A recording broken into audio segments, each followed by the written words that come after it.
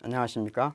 오늘 이 시간에는 조선 말 또는 조선 후기 우리 역사에서 빛나는 회화의색에 대해서 감상해 보고자 합니다. 이 시기에는 정말 많은 화가들이 있었는데 그 중에서도 우리가 삼제삼원이라는 그런 말들을 하는데, 이 무슨 말이냐면 세 분의 제자가 들어가는 세 분하고 원자가 들어가는 세 분이 특별히 이 시대를 빛냈다 해서 삼제삼원의 시대라고 합니다. 그런데 이 제자가 들어가는 분이 많아요, 그 당시에는. 근데 그 중에 이제 대표적인 분이 네 분입니다. 공제 윤두서, 그 다음에 관아제 조용석, 겸제 정선, 현재 심사정 같은 네 분이 있는데, 그 중에 사람들에 따라서 가치관에 따라서 어떤 분을 더 앞에 두고 또 어떤 분을 뒤에 두고 그런 경향이 있는 것 같습니다. 그러니까 네 분 중에서 꼭 세 분을 고른다면 누구를 골라야 될지는 사람마다 다르다. 어쨌든 삼제는 이 네 분 중에 세 분이 들어간다. 삼원은 아마 제일 많이 대중적으로 알려진 분이죠. 단원 김홍도, 해원 신윤복, 그 다음에 오원 장승업이라는 분이 있습니다. 그래서 삼제 삼원의 시기가 있다고 하는데, 그 중에서 우선 차례대로 한 분씩 그림을 보면서 설명을 드리도록 하겠습니다. 가장 이제 먼저 공제 윤두서라는 분이 있어요. 1668년에서 1715년을 사신 분인데, 이분은 해남에 가시면 해남 윤씨라고 있습니다. 혹시 여러분 중에 해남 윤씨가 있으실지 모르겠어요. 해남 윤씨는 해남에 있는 윤선도 아시죠? 그 윤선도의 증손자입니다. 증손자인데, 사실은 윤선도 집안이 대개 이제 그 해남 또는 전남 일대에 아주 큰 가문을 이루고 살았는데, 원래부터 아주 크게 부자였던 것은 아니었다고 그래요. 근데 윤선도 또는 그 윗대 할아버지가 말하자면 좋은 부잣집 외동딸한테 장가를 가가지고 그 돈을 다 이렇게 물려받아서, 원래 이제 양반집이고 학식이 높았는데 돈은 별로 없었대요. 그런데 이제 재산이 많아졌는데, 옛날 사람들은 재산을 지금처럼 이렇게 많이 증식할 수가 없잖아요. 그러니까 재산을 집안의 어떤 그 가세를 유지하기 위해서는 재산을 나누면 안 됩니다. 그러니까 재산을 적자에게만 줘요. 다시 말하면 큰아들에게만 준다 이거죠. 다른 사람들은 거의 재산을 분할하지 않아요. 그러니까 예전에는 큰아들로 태어난다는 것하고 둘째, 셋째로 태어난다는 것은 삶이 완전히 다른 거예요. 특히 있는 집일수록 더 그게 강합니다. 그러니까 부호의 집이라 하더라도 둘째부터는 거의 재산을 주지 않아요.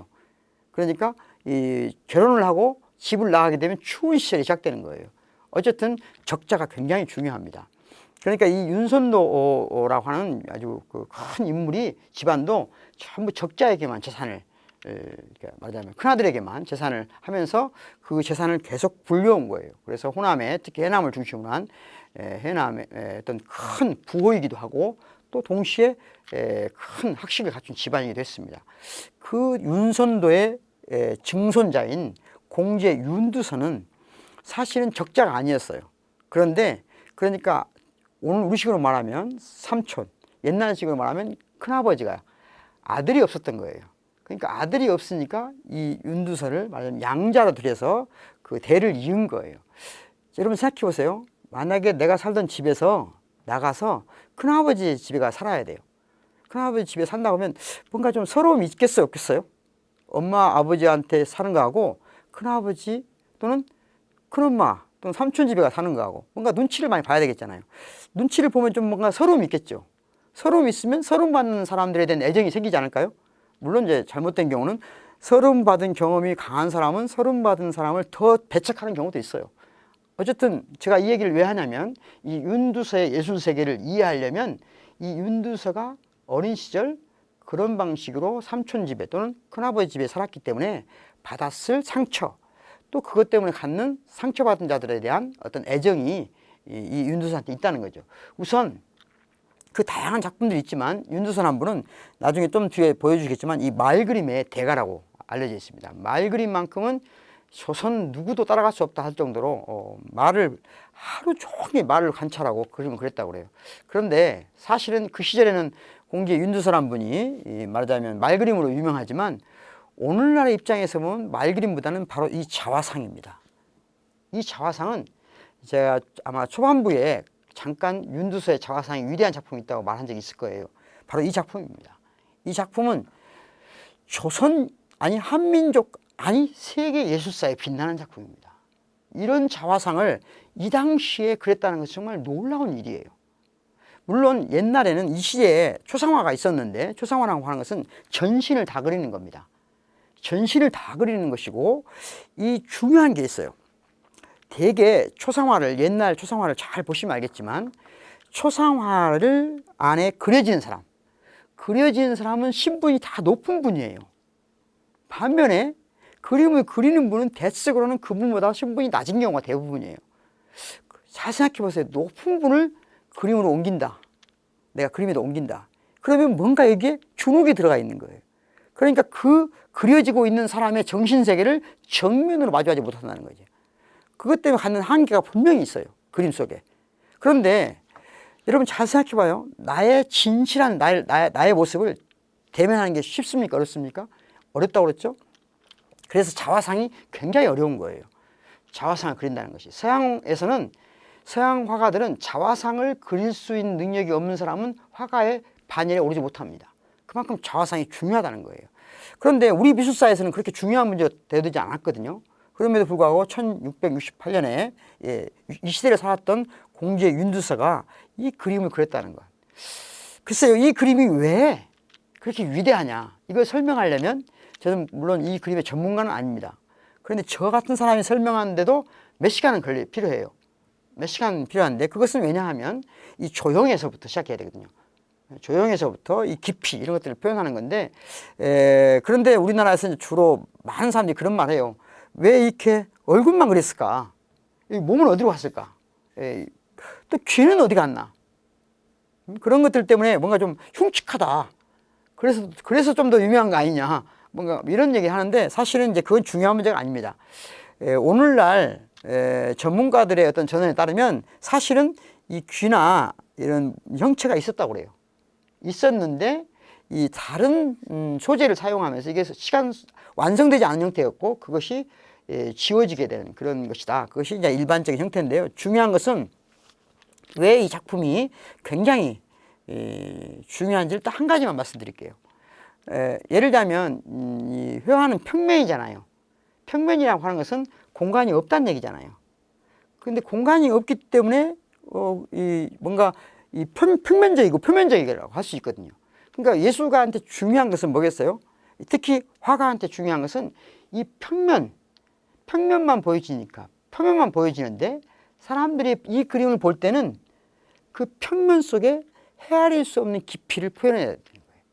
얼마나 평면 속에 많은 공간을 창출해낼 수 있느냐, 그게 예술가의 힘입니다. 그러니까 이 윤두서의 작품을 잘 보시면 정말 많은 세계가 이 안에 숨어 있어야 된다는 거죠. 그러니까 그것을 이제 제가 볼 수 있는 세계를 뭐 하나, 둘 말할 수 있겠지만, 그 중에서도 가장 중요한 이 인물화의 가장 정점은 뭐겠어요? 지난번에 제가 불교에서 마지막 불상이 그냥 돌이 아니고 쇳덩어리가 아니고 뭐라고 그랬죠? 부처님이 되는 데는 마지막 결정적인 지점이 있다고 그랬죠? 바로 그게 뭐예요? 눈입니다. 눈. 왜 눈이 그러냐? 눈은 정신세계를 표현하기 때문이에요. 눈을 통해 정신세계를 표현하기 때문에. 그러니까 이 눈을 잘 보세요. 보시면 정말 누구도 만만히 볼 수 없는 눈 아닙니까? 이 안에 기쁨이 있습니까? 슬픔이 표현됩니까? 아니면 노여움이 있습니까? 아니면 그 밖에 다른 감정이 표현되어 있습니까? 없습니까? 없죠. 특별히 어떤 감정으로 압도되지 않잖아요. 하지만 이 눈 속에 그 모든 감정들을 품고 있을 것 같은 그런 느낌을 주잖아요. 이런 것이 깊이라는 거예요. 작품의 깊이. 그 깊이가 이 공제 윤두서란 분이 표현한 이 자화상의 깊이는 정말로 누구도 쉽게 구현할 수 없는 작품의 세계입니다. 혹시 여러분이 꼭 해남에 가게 된 이 공제 윤두서의 자화상은 반드시 보고 오셔야 됩니다. 이 작품은 또 실제로 1668년이라고 그랬잖아요. 잘 아시겠지만 서양 미술사에서 가장 중요한 게 자화상이라고 그랬잖아요. 그 자화상 중에 최고의 자화상으로 꼽히는 것이 뭐냐면 이 렘브란트의 자화상입니다. 렘브란트도 대략 이 비슷한 시기를 산 사람인데, 잘 생각해 보세요. 젊은 시절의 이 렘브란트의 모습입니다. 또는 이제 나이 들기 시기의 렘브란트의 모습이에요. 여러분들 같으면 이런 모습은 좀 괜찮죠? 그래, 안 그래요? 여러분들은 지금 사진기에, 카메라에, 여러분 스마트폰에 여러분 사진이 있죠? 흔히 말하면 셀카를 찍잖아요. 셀카의 모습들은 대개 이런 모습이죠. 예? 셀카의 모습은 진실일까요? 거짓일까요?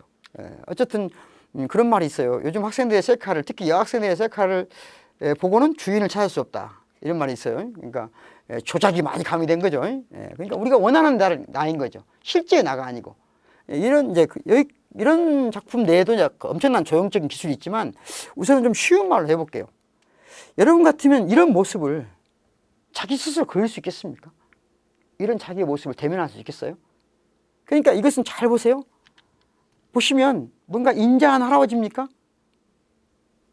아니면 뭐 학식이 좀 많은 할아버지입니까? 그게 아니라 뭔가 탐욕에 젖어서, 그래서 뭔가 아주 간사하고 때에 따라서는, 그래서 뭔가 병에 찌든 어떤 그런 모습처럼 보여지잖아요.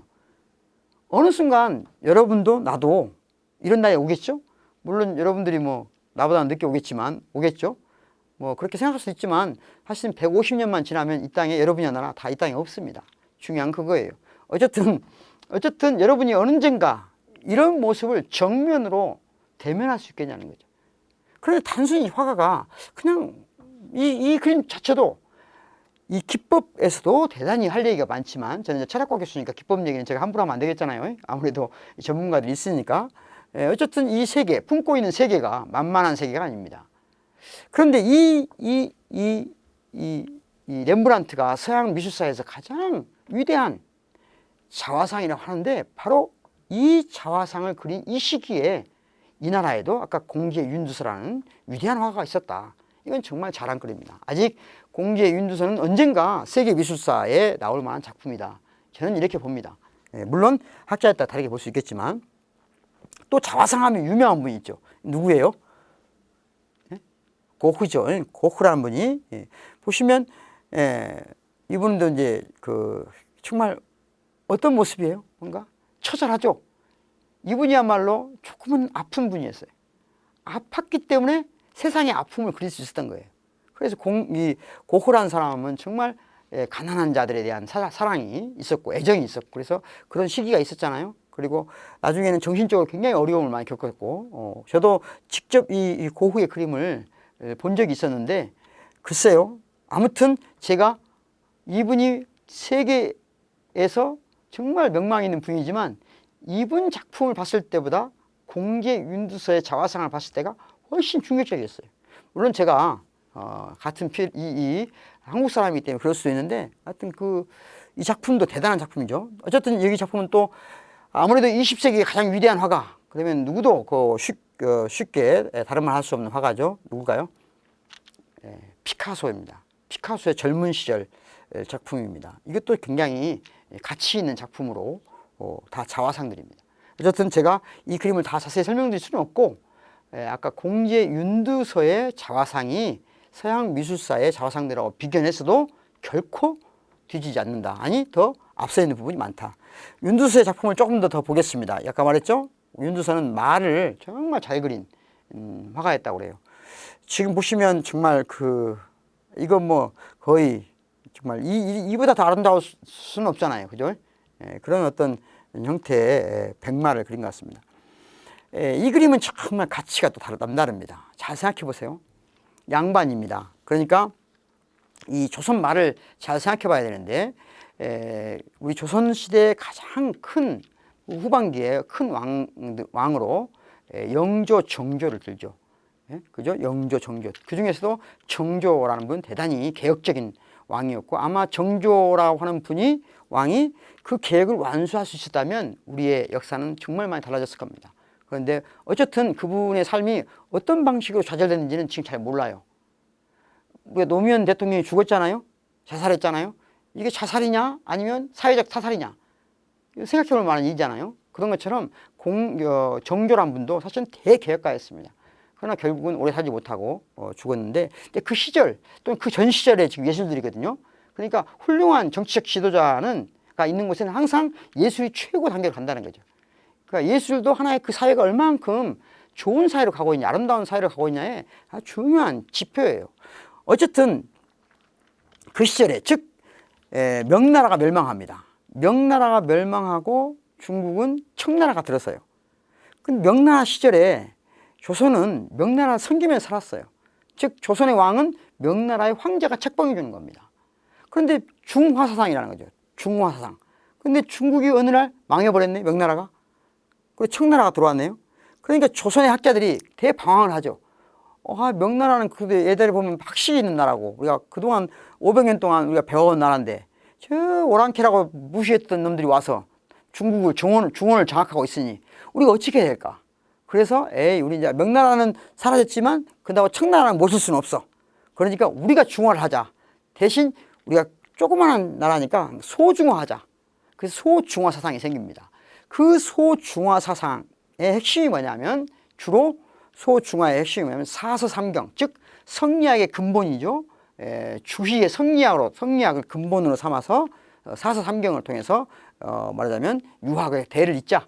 이것이 이제 안동, 김씨를 중심으로 해서 형성되어 나갑니다. 오늘날로 말하면 경상도를 일대로 해서 쭉 그런 말하자면 조선 말의 권력층이 견고해지는 거죠. 이것이 흔히 말하는 대로 이제 노론, 소론 들어봤죠? 노론, 소론, 남인 이렇게 있는데 일종의 노론파입니다. 이것에 반대하는 파가 있었어요. 이것에 반대하는 파가 있었는데 그들이 누구냐면 그러니까 주자라는 주희라는 분에 의해서 사서삼경이라는 것이 만들어지는데, 그것은 우리가 흔히 말하는 유학 그러면 공자, 맹자잖아요. 공자, 맹자 그 밖에 이제 그 중요한 사상가들을 주희가 다시 집대성을 해서 사서삼경이라고 이름 붙이고, 그것이 성리학이거든요. 그 조선시대 명나라를 통해서 우리나라에 들어왔어요. 그걸 쭉 잇자는 것이 이쪽 권력 중심층이고, 아니다, 이건 이미 하물 갔다. 이제 세상은 새로운 세상이 오고 있다. 이 새로운 세상은 어떻게 해야 되느냐. 이 세상은 제대로 새로운 세상을 일으키려면 주희 이전 시대 원래의 유학, 그러니까 뭐예요? 원래의 유학, 공자, 맹자로 되돌아가자. 그것이 공자, 맹자 시대의 어떤 중요한 경서가 뭐냐면 육경이라고 하는 게 있어요. 육경. 그러니까 공자, 맹자로 돌아가자. 육경을 중심으로 유학을 재편하자. 이런 흐름이 있었어요. 근데 이 흐름을 핵심에 남인들인데, 이 경기도에서 지금 이쪽 호남으로 흐르는 일련의 세력들입니다. 이분들은 권력에서 밀려나신 분들이에요. 권력에서 밀려나신 분들이고, 바로 그분들 중에 한 분이 공제 윤두서예요. 근데 이분이 또 누구하고 가장 절친했냐면, 말하자면 이렇게 성립된 것이 이쪽 육경을 중심으로 유학의 본류로 돌아가자고 하신 분들이 만든 학문이 바로 실학입니다. 실학 많이 들어봤죠? 그 실학 사상의 가장 큰 어른 중에 한 분이 누구냐면은 성호 이익 선생입니다. 그 성호 이익이라는 분이 있는데, 이 분의 형, 그리고 성호 이익 선생하고 절친이었어요. 공제 윤두서라는 분이. 그러니까 이 분들이 대학자들이에요, 당시에. 실학의 대학자들이고, 그러면서 개혁적인 사람이에요. 아주 개혁적인 어떤 생각을 가졌던 분들이에요. 그렇다고 해서 그 시대에 학자가 이런 나물 캐는 여인을 그림을 그린다? 이게 상상하기 어려운 거예요. 왜냐하면 서양에서도 예를 들면 밀레가 이삭 죽기의 만종이 이런 거 생각나시죠? 그 그림을 그렸을 때 밀레는 바르비종파라고 하는데요. 그 바르비종이라는 시골 마을에서 콜레라를 피해서 갔던 시골 마을에서 그린 건데, 나중에 파리에서 화가들이 보고 그랬어요. 전문가들이 보고, 이런 싼것들을, 천것들을 어떻게 그림에 옮기냐. 이건 그림의 대상이 될 수 없다고 생각했어요. 서양만 그런 게 아니에요. 어째 이런 싼것들을 그림에 옮긴다는 건 상상도 할 수 없었던 거예요. 그런데 아까 제가 그랬죠. 공제 윤두서에게는 왜 이게 가능했을까? 그 이유는 아까 공제 윤두서가, 제가 보기엔 그래요. 기본적으로 개혁적인 사상도 있었지만 어린 시절에 양자로 들어와 살면서 아픔이 있었을 것이다. 그 아픔이 있었기 때문에 일반 사람들에 대한 애정이 남달랐을 것이다. 저는 여기 자세히 안 보이시겠지만 여러분들은 이 발 모양 한번 보세요. 이분은 지금 왼쪽으로 내려가고 있으면서 혹시 넘어질지 모르니까 버티고 있는 발모습이 있잖아요. 이런 것들은 굉장히 큰 재치뿐만 아니라 애정이거든요. 이 사람들의 실제 어떤 것을 애정 속에 깊이 담고 있는 거예요. 그럼에도 불구하고 또 한계는 있어요. 잘 보시면 이런 어떤 현대 그림 같으면 이분들이 중심이 돼야 되거든요. 근데 잘 보시면 이게 뒤에 뭐가 있어요? 이런 산이 있죠. 산수화의 전형적인. 그러니까 고전적인 그림의 배경을 여전히 버리지 못한 거죠. 그러니까 여전히 양반들의 그림 세계에서 완전히 벗어난 것은 아니에요. 그렇지만 공제 윤두서의 이런 그림들은 참으로 큰 가치가 있는 그림들입니다. 예? 윤두서는 또 여기서 보시겠지만 집신 짓는 노인을 그린 거예요. 사람들이 지금 잘 모르는, 여기서 근데 재밌는 것은 또 산수화처럼 이렇게 나무가 있죠. 예? 그러니까 어떤 새로운 세계에 대한 열망과 구시대의 잔재 또는 구시대의 어떤 미적 이상이 아직 겹쳐져 있는 거죠. 그래서 현실 속의 그림을 찾아야 될까, 그림 속에서 현실의 자리를 내어줘야 될까, 이런 고민을 한 번쯤 해볼 만한 작품들입니다. 공제 윤두서의 또 다른 작품들입니다. 잘 보시면 정말 이거 뭐예요? 혹시 여러분들은 잘 모르겠죠? 이거 뭐 하는 건지. 예, 이건 목기를 만드는 겁니다. 목기. 목기가 뭔지 아세요? 나무로 제사 지낼 때 쓰는 거 있죠? 제사 지낼 때 쓰는 그릇을 만드는 장면입니다. 이것도 굉장히 또 사실은 아까 이 그림하고, 이게 나무 캐는 여인이잖아요. 이 그림하고 잘 보세요. 아까 이 그림하고 비교해 보면 이것은 조금 고전적이잖아요. 뒤에 산수화가 있고. 그런데 여기 미안합니다. 이 작품을 보면 벌써 다 제거됐잖아요. 여기 밑에 약간 남아있긴 하지만 그래도 뭔가 이 작품도 굉장히 뛰어난 작품인데, 이 작품은 공제 윤두서가 그린 게 아니고 공제 윤두서의 손자 분께서 그리신 거예요. 윤웅이라는 손자분께서 그리신 거죠. 대단한 작품이죠. 또 하나의 배경입니다. 공제 윤두서의 돌 깨는 사람들. 잘 보시면 이 표정도 보세요. 이 근육질 표시하는 거 보십시오. 그러니까 이 정말 돌을 깨는 사람들. 어떤 그 느낌. 이 사람들이 잘 보세요. 돌을 깨서 힘들니까 고역에 시달리지만 그렇다고 삶을 부정하는 게 아니에요. 하찮게 생각하는 게 아니에요. 그 삶의 어떤 가치, 아름다움, 이런 것들을 놓치지 않고 섬세하게 표현한다는 거죠. 그런데 아까 말씀드린 여전히 산수화는 여전히 걸쳐 있죠. 이런 것들은 좀 그 어떤 시대적인 어떤 그런 것들이 있다. 이건 서양에서 쿠르베라는 사실주의 화가를 대표하는 화가입니다. 사실주의 화가를 대표하는 사람이고, 이 쿠르베가 그린 1800년, 그러니까 얼마 차이 나요? 아까 200년 차이가 나라고 하죠? 150년 차이 나죠? 150년 후에 이 쿠르베라는 작가가 그린 돌 깨는 사람들이 아주 유명합니다. 잘 보세요. 이 남루한 옷 속에, 예전 같으면 이건 그림의 대상이 아니라고 그랬잖아요. 이 시기에 쿠르베가 이 작품을 그렸을 때 조차도 그랬어요. 그런데 150년, 200년 전에 이 돌 깨는 모습을 보십시오. 결코 그림의 양식이나 그림의 그리는 방식이 달라서 그렇지, 이 그림이 절대 이 그림마다 뒤지지 않는다는 거죠. 이 그림이. 여기 이 배 모양 이런 데 보십시오. 발 모양. 이 쿠르베의 작품을 보시면서 이 쿠르베라는 작가는 정말 세계 미술사에 크게 빛나는 사람이고, 또 그래서 많은 사람들이 알고 있습니다. 그런데 공제 윤두서의 돌 깨는 사람들은 잘 모르거든요. 사실은 저는 쿠르베를 보다 우리 공제 윤두서가 훌륭하다, 누가 더 훌륭하다, 이런 말을 하는 게 아니에요. 세계 시민적 관점으로 내 마을을 사랑해야 된다는 거죠. 그런 의미에서 공제 윤두서의 작품에 대해서 꼭 기억해 두시기 바라겠습니다. 다음 시간에 이어서 좀 조선을 빛낸 다른 화가들에 대해서 조금 더 설명드리도록 하겠습니다. 수고하셨습니다.